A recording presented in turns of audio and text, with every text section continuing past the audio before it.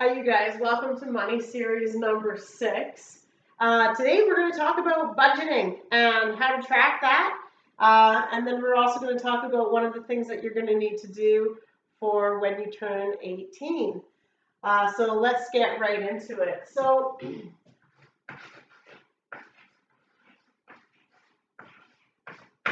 you hear about budgets being talked about all the time. You can hear about them on the news. The federal or the provincial or the state governments have to balance a budget.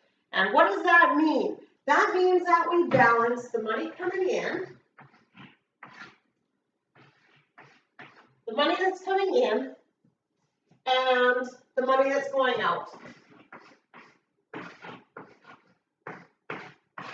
Okay? And so what you want is basically at the end of the month, you want this to be higher than that. That's the goal. It's so easy.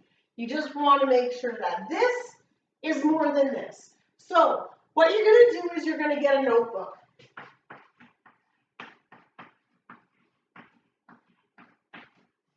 And in your notebook, you're going to write down the month. So let's just say January.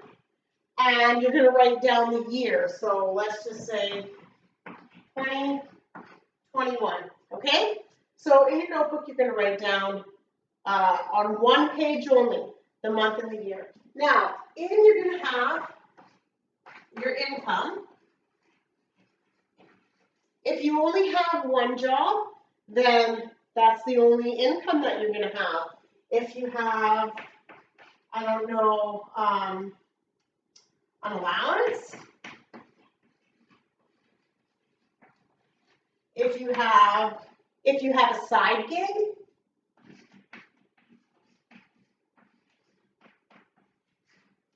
so you'll write down all the money that you have coming in. And then on the other side, and actually I usually do this where I have it top and bottom. I have my money coming in up here and my money going out down there. But on your outside, you're going to have things like rent. Let's see what else. Insurance. You're going to have food expense. What else are you going to have? You might have your car. Now, hopefully you guys aren't paying monthly for a car. Hopefully, if you are driving a car at this point, it's used and it's paid for and it runs. Because having the expense of a car is a lot. You do you, man, though. Another thing over here you're going to want to have is you're going to want to have money coming out maybe for your investments.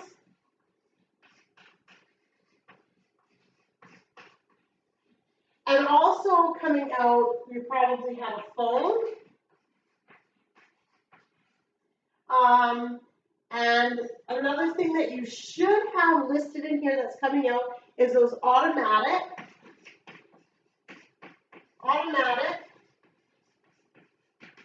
recurrent transfers.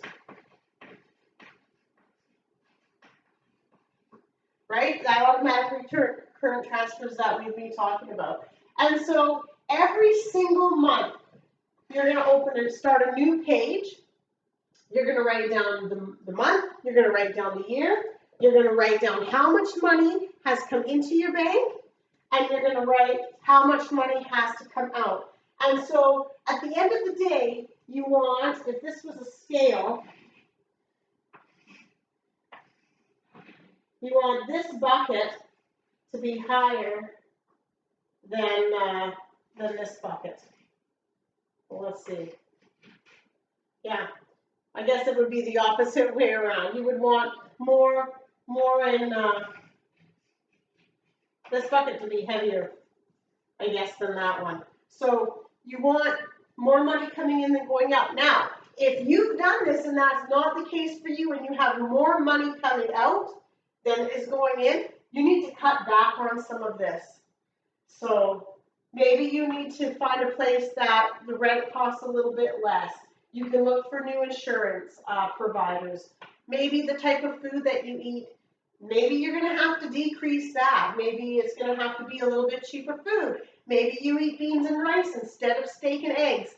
I don't know. But there's always ways to decrease this and or to increase this. I mean, you guys, you need to have this mindset of abundance where money loves you, money's coming into you, money grows when it comes to me. I'm a conduit for money.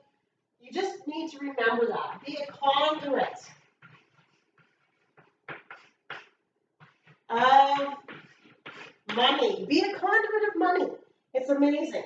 Now, one of the other really important things, you guys, if you have set yourself up like this, I guess I'll put it down here, and some of you guys might think that I'm absolutely crazy for telling you this, but if you're 18 years old, you need to get a credit card.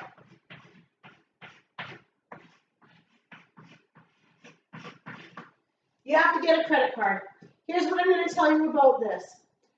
You get a credit card, make it a little tiny little credit card with a $500 limit. Do you want to know something? I still have my very first credit card ever. It still, to this day, has a $500 limit. It's the only credit card that I use when I shop online that keeps it safe from one of my bigger credit cards getting used online if somebody steals the information. But the $500 limit, really, how many of us need to spend more than that? Unless we're high rollers, and let's just face it, we're the little guys, okay? $500 is perfect. So what you're going to do, you're going to get a credit card that's $500.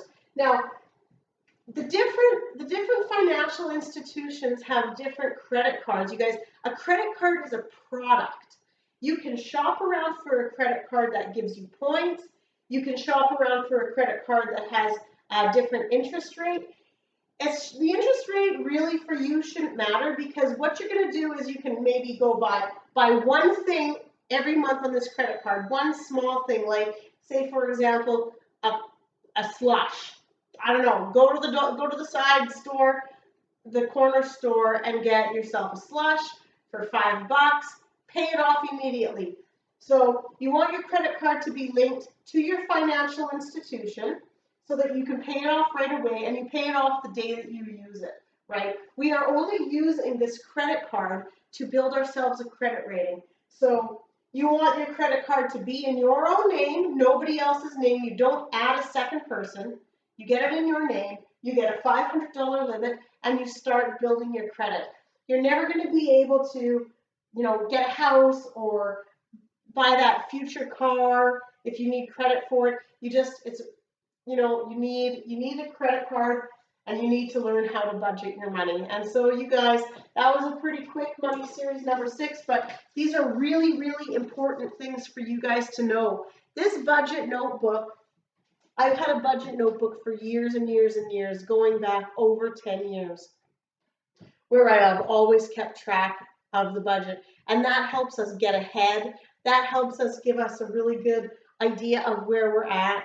If we can afford to renovate the bathroom, if we can afford to build a new fence, if we can afford maybe that trip to the other country that we want to go to. So budgeting is really good. You want to also you guys remember that this is not one that you should cut. The automatic recurrent transfers, you guys might have to bring that down to $5 or something like that, but you must always keep this automatic recurrent transfers, and you probably, if you listen to any of the money series, you heard me talk about that there. All right, you guys, that's all I have to say about that. As always, I love you. You're brilliant. You're my favorite people. Mom thinks that you guys have the potential of a galaxy. Anyways, go be awesome, go be brilliant, and go be financially successful. I love you.